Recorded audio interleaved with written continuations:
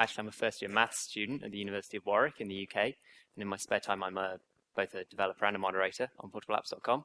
I'm just going to give you a quick introduction to our platform. You might have heard of us because we won the SourceForge Best Project of the Year last year, and I suspect a number of you use our software to get around whatever crazy limitations your administrator puts on your PC wherever you work. So before I get started, what is a portable app? It might not be what you think. I'm not at the moment talking about a program that runs on both Windows and Linux and Mac, or one that runs on x86 or ARM or MIPS. I'm talking about one that runs that you install onto some mass storage device, and as you take it between PCs, it keeps its settings and your bookmarks in the case of a web browser, and allows you to take them basically wherever you work. And even if your device changes drive letter on Windows, for example, that it's going to keep going, and also that it's not going to leave files and folders and registry entries basically everywhere you go, so that you just leave a mess everywhere. Portableapps.com, we were originally founded in 2005 by our developer lead, John T. Haller from New York, although before that we actually existed on the Mozilla Zine forums. There were a few of us hanging about, and we actually started with a portable version of Firefox, which is still easily our most popular app, although currently we have about 90 programs of both open source and freeware in our directory, and that's actually expanding all the time. We've had over 100 million downloads, with a rough 3 to 5 million users worldwide. It's hard to get a sure number on that, but we've actually got over 100,000 registered users on our forums. But our main focus really is the platform, and that's what I'm going to be talking about. We've recently expanded into freeware as well, so this being FOSDEM, it is the free and open source. So we do freeware, and we're probably quite unusual here in the fact that our main platform is Windows, but we actually fully support Wine as well. If you've got any Linux developers who would like to help us become more platform neutral, I'd love to talk to you at the end, and I'm sure we can sort something out.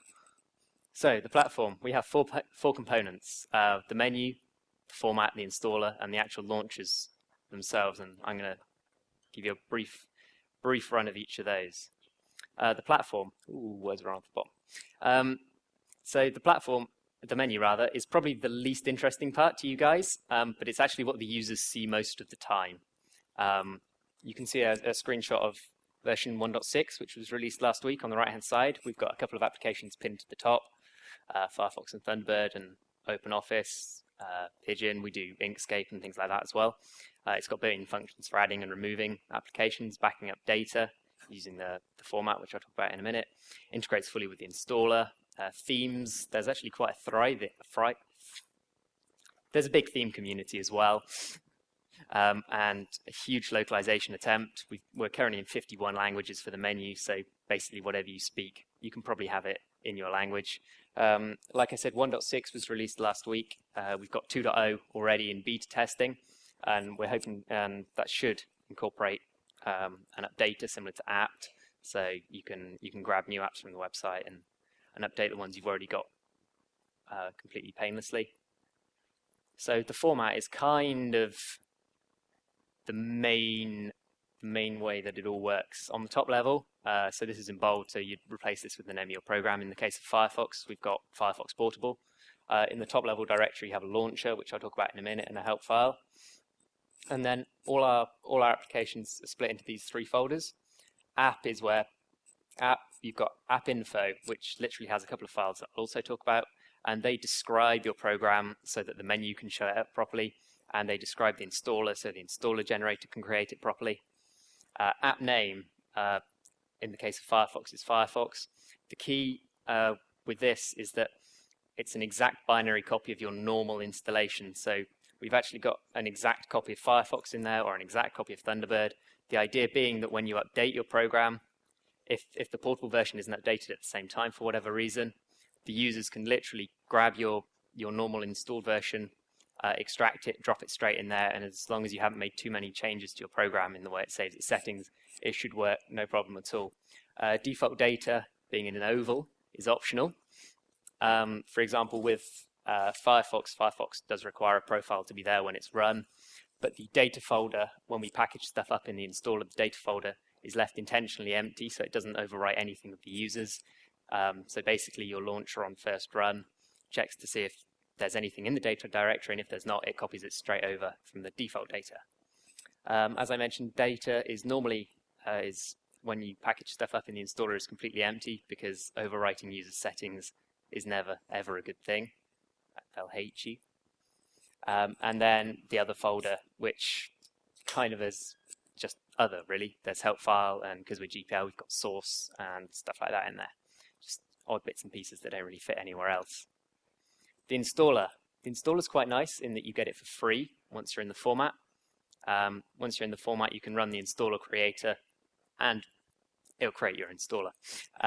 It's for all open source and freeware at the moment because it's GPL with exception, and if you contact us, it can be used commercially as well.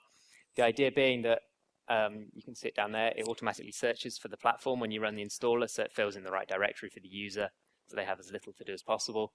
And we're actually built on NSYS, the installer language NSYS, by Nullsoft, the people behind Winamp. And the idea behind that is that actually it gives us an incredibly small footprint in the order of kilobytes, and allows us to have customizations in there like optional components and things like that. The installer is actually more widely translated than the menu with 58 languages. And I'll talk a little bit more about that in a minute. Here we go. So appinfo.ini and installer.ini are basically the two files that describe your program to the platform.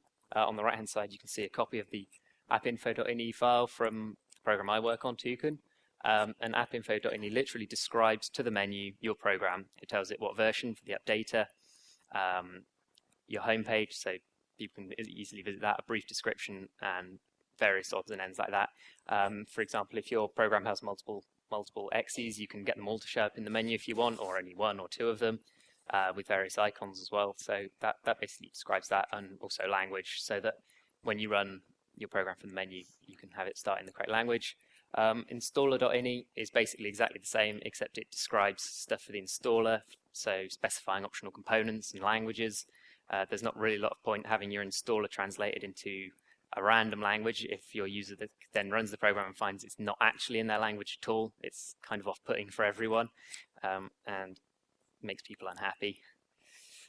The launcher is kind of the main focus of the platform, and at the moment it's the most variable part.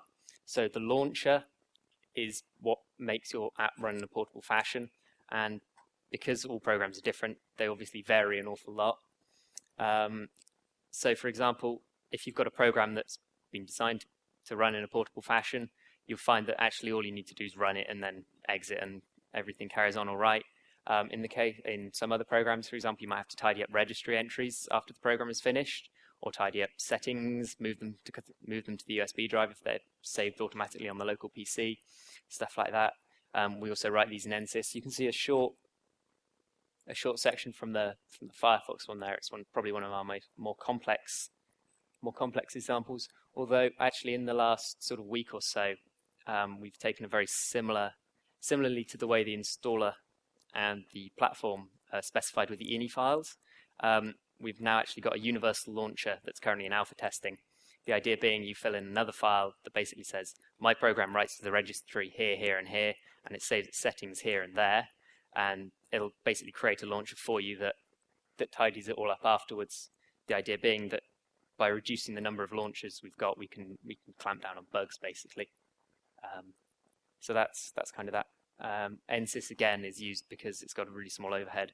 The main problem with NSYS is that it isn't cross-platform, and that is something that is actively being looked at because it is a problem.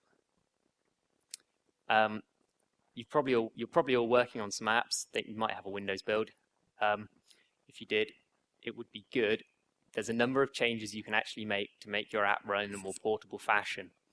By accepting a command line or an environment variable, just something that says, please save your user settings here, then that is basically the number one thing you can do to make portable apps users happy. By taking, say, a command line path, you can say your launcher will then pass it the correct path, the correct location, your program will save it, and your users won't, and it won't then have to copy your files across when your program is finished running, which is good. Making the registry optional if you're very Windows focused or if you have a Windows port is good. If you use Qt or WX widgets, there's specific ways of doing config files, and it'll manage those automatically for you without any problems. Basically, using the path that you've been passed in and stuff. And if possible, with your language, reduce the number of requirements. Linking statically if you use C++ is also good because, you know, DLL hell is a big problem still. Also, stuff like making sure your program is friendly after being put through a compressor like UPX can make a big difference. Drives, unfortunately, although flash memory is still very cheap, you do have users who do try and fit as much as they possibly can on the 32 megabyte stick they got free some years ago. And the more apps they can fit on there, the better. So we do use things like UPX to compress exes. If your program is friendly that way, it's also good. I'm kind of at the end, to be honest. If you've got any questions, I'm going to be here most of the rest of the weekend. The forum is a great place. Like I say, we've got about 100,000 registered users, of which there's a fair proportion of people who have actually written launchers themselves, programs. So there's a lot of knowledge out there. We have a pretty active IRC channel as well. There's always people to talk to on there. And that's about it. So if there's any questions, I'll either take them now or I'll be down there afterwards. Thank you.